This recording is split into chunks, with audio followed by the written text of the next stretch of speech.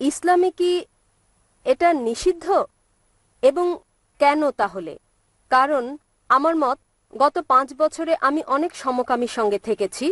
এটা হচ্ছে, আমি বলছি, তাদের অনুভূতি আছে যা তাদের সমলিঙ্গের জন্য, অথবা যাই হোক না কেন, এটা খুবই সত্যি। আমি বলতে চাই, এটা সেরকম টান যা আমরা অনুভব করি, হতে পারে তা আমাদের স্বামীদের জন্য অথবা অন্য যার জন্যই হোক। যদি এটা ভুল হয় তাহলে কেন ভুল? বোন প্রশ্ন করলেন যে সমকামিতার ব্যাপারে কি বলে ইসলাম, এবং যদি এটা ভুল হয় তাহলে কেন এটা ভুল।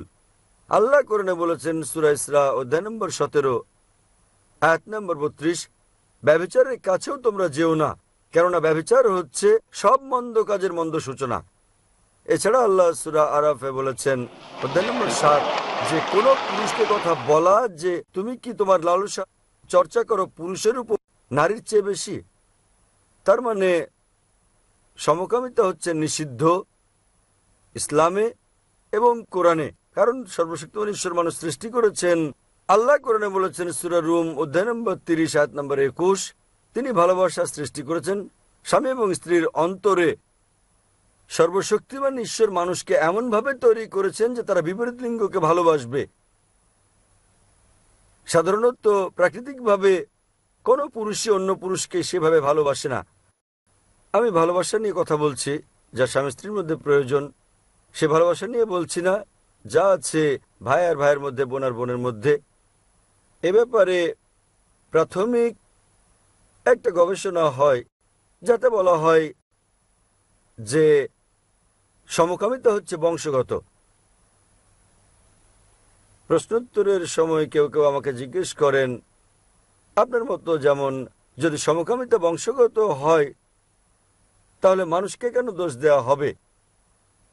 এটা তার পিতামাতা থেকে এসেছে, তাহলে তাকে দোষ দেওয়া হবে কেন?